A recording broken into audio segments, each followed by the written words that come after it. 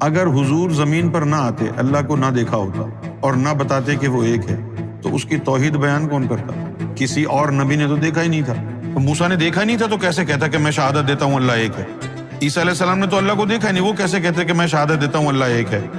ابراہیم علیہ السلام نے تو نہیں کہا کہ میں شہادت دیتا ہوں اللہ ایک ہے، دیکھا ہی نہیں۔ 1,24,000 پیغمبروں میں ایک ہستی ایسی ہے کہ جس کے آگے اللہ تعالیٰ نے اپنے حجابات ہٹا دیے، اور مصطفیٰ نے دل کی اور سر کی آنکھ سے اپنے رب کے جلووں کو خوب دیکھا، اور پھر دنیا کو آگے بتایا کہ میں محمد گواہی دیتا ہوں، میں دیکھ کے آیا ہوں، هو اللہ احد، وہ جو اللہ ہے وہ ایک ہے، میں نے دیکھا ہے۔